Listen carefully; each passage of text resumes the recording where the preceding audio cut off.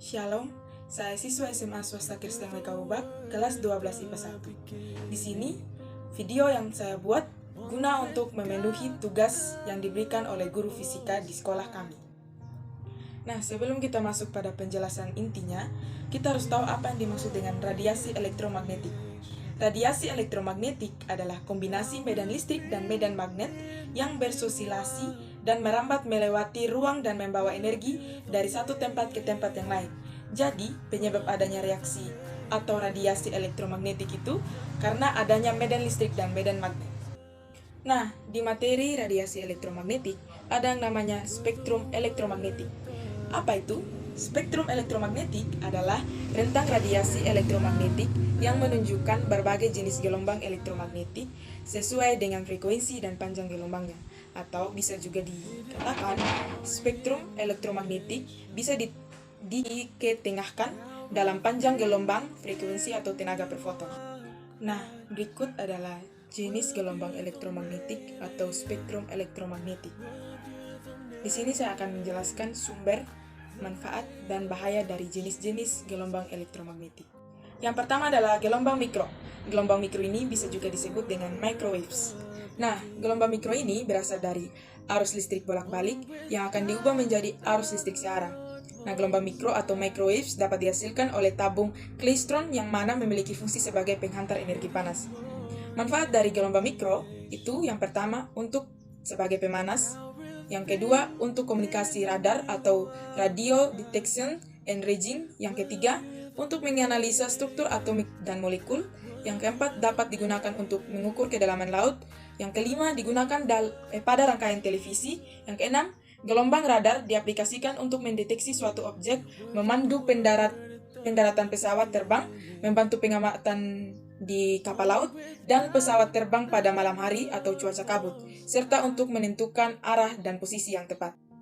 Bahaya dari gelombang mikro, yaitu gelombang mikro bersifat karsinogenik, atau bisa menimbulkan risiko kanker. Jenis yang kedua adalah gelombang radio. Gelombang radio dihasilkan oleh muatan-muatan listrik yang dipercepat melalui kawat-kawat penghantar.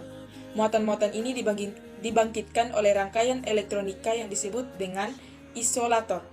Gelombang radio ini dipancarkan dari antena dan diterima oleh antena pula. Jadi manfaat dari gelombang radio, yang pertama itu untuk mengkomunikasikan satelit atau komunikasi satelit, yaitu dengan memanfaatkan sifat gelombang UHF dan VHF yang dapat menembus lapisan atmosfer atau ionosfer sehingga dapat mencapai satelit. Nah, ini manfaat dari gelombang radio ini, yaitu untuk mentransmisikan sinyal pada jarak yang sangat jauh.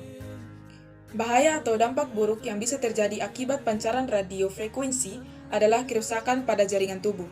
Disebutkan jika paparan intensitas pancaran ini yang sangat tinggi dapat menyebabkan pemanasan jaringan biologis dan meningkatkan suhu tubuh. Yang ketiga adalah sinar inframerah. Sumber utama radiasi gelombang inframerah adalah radiasi termal yang dipancarkan oleh semua benda panas. Ketika sebuah benda dipanaskan, atom dan molekul penyusunnya mendapatkan energi panas dan bergetar dengan amplitudo yang lebih besar. Manfaat dari sinar inframerah yang pertama, untuk terapi fisik menyembuhkan penyakit cacar dan encok atau disebut dengan physical therapy. Yang kedua, untuk fotografi pemetaan sumber daya alam, mendeteksi tanaman yang tumbuh di bumi dengan detail. Yang ketiga, untuk fotografi diagnosa penyakit. Yang keempat, digunakan pada remote control berbagai peralatan elektronik, contohnya alarm pencuri. Yang kelima, mengeringkan cat kendaraan dengan cepat pada industri otomotif. Yang kelima, pada bidang militer dibuat teleskop inframerah yang digunakan melihat di tempat yang gelap atau berkabut.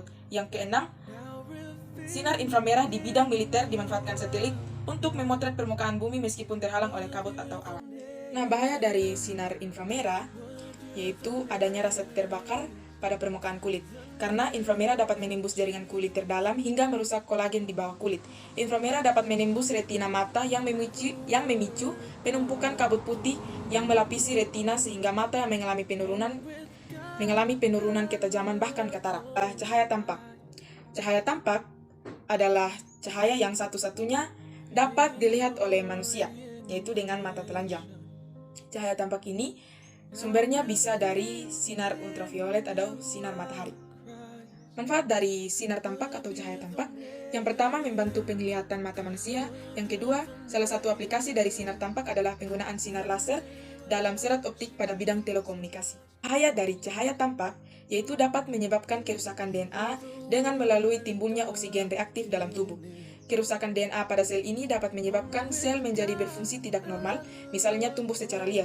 Pertumbuhan sel liar inilah yang menyebabkan terjadinya kanker. Yang kelima adalah sinar ultraviolet atau biasa yang disingkat dengan sinar UV. Sinar ultraviolet merupakan bagian dari elektromagnetik dari energi radiasi matahari. Nah, manfaat dari sinar ultraviolet adalah yang pertama, untuk proses fotosintesis pada tumbuhan. Yang kedua, membantu pembentukan vitamin D pada tubuh manusia.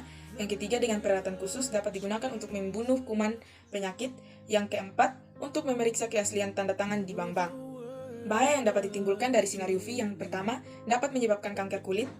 Yang kedua, dapat menyebabkan katarak mata. Yang ketiga, dapat menyebabkan rendahnya produk ganggang. Yang keempat, dapat menghitamkan warna kulit. Yang kelima, dapat melemahkan sistem kekebalan tubuh.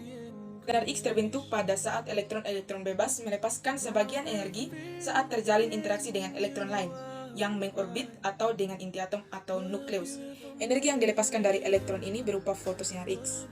Manfaat dari sinar X yaitu yang pertama dimanfaatkan di bidang kesehatan kedokteran untuk memotret organ-organ dalam tubuh seperti tulang, jantung, paru-paru untuk melihat organ dalam tanpa pembedahan. Yang kedua untuk analisis struktur atau bahan atau kristal. Yang ketiga mendeteksi keretakan atau cacat pada logam. Yang keempat, memeriksa barang-barang di bandara udara atau pelabuhan. Paparan radiasi dosis tinggi selama jangka waktu tertentu dapat menyebabkan penyakit radiasi atau sindrom radiasi akut seperti pingsan, kebingungan, mual, muntah, diare, kerontokan pada rambut, luka pada kulit dan mulut, serta terjadinya pendarahan. Bahaya lainnya yaitu dapat menyebabkan kemandulan. Jenis yang ketujuh adalah sinar gamma. Sinar gamma dapat berasal dari sumber alami seperti gas radon, yaitu unsur radioaktif alami di bumi dan luar angkasa. Akan tetapi, sinar gamma juga bisa dibuat oleh manusia dengan menggunakan mesin khusus dan bahan radioaktif seperti polonium, radium, kobalt, dan iridium. Sinar gamma yang pertama dimanfaatkan di dunia kedokteran untuk terapi kanker, yang kedua dimanfaatkan untuk sterilisasi peralatan rumah sakit, yang ketiga untuk sterilisasi makanan, bahan makanan kalen, yang keempat untuk pembuatan varietas tanaman unggul, tahan penyakit dengan produktivitas tinggi, yang kelima untuk mengurangi populasi hama tanaman seperti serangga, yang keenam untuk mendeteksi keretakan atau cacat pada logam seperti kegut. Nah, bahaya dari sinar gamma jika menembus tubuh manusia sepenuhnya, sinar ini dapat menyebabkan ionisasi yang merusak jaringan DNA, atau bahaya lain juga dapat menimbulkan kemandulan. Nah, sekian hasil penjelasan dari saya. Jika ada yang tidak dipahami, mohon maaf dan terima kasih. Shalom.